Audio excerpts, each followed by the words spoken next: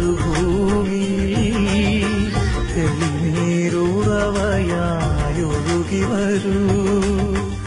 ആത്മാവിൽ പുതുജന്മം തരൂ. ആത്മീയാനന്ദം പകർന്നു തരൂ. ആത്മാവേ, പാവനാത്മാവേ, അഭിഷേകമായി നീ നിറയണമേ. ആത്മാവേ, പാവനാത്മാവേ, അഭിഷേകമായി നീ നിറയണമേ.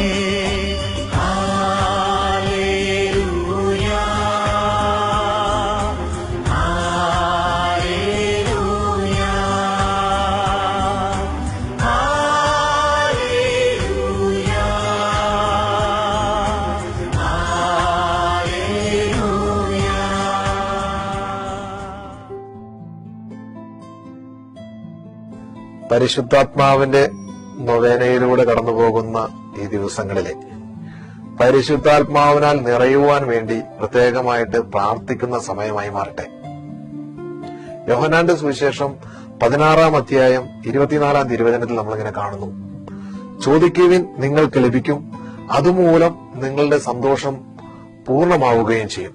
ഈ ദിവസങ്ങളിൽ പരിശുദ്ധാത്മാവിനോട് ചോദിക്കുന്ന നിമിഷങ്ങളായി മാറട്ടെ.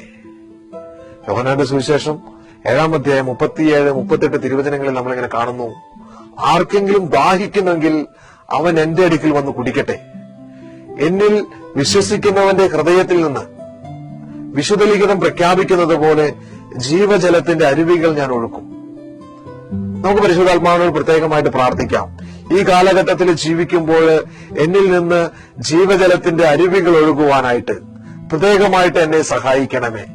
പരിശുദ്ധാത്മാവിന്റെ 9 ഫലങ്ങളാൽ നിറയുവാൻ വേണ്ടിയിട്ട് എന്നെ സഹായിക്കണമേ എന്ന് പ്രാർത്ഥിക്കാം. നമുക്ക് സ്നേഹം, ശാന്തി, ആനന്ദം, ക്ഷമ, ദയ, നന്മ, വിശ്വസ്തത, സൗമ്യത, ആത്മസംയമനം, ഈ ഫലങ്ങൾക്ക് വേണ്ടിയിട്ടാകട്ടെ ഈ നൊവേനയിലൂടെ പ്രാർത്ഥിക്കുമ്പോൾ പ്രത്യേകമായിട്ട് പരിശുദ്ധാത്മാവെ എന്നെ സഹായിക്കണമേ.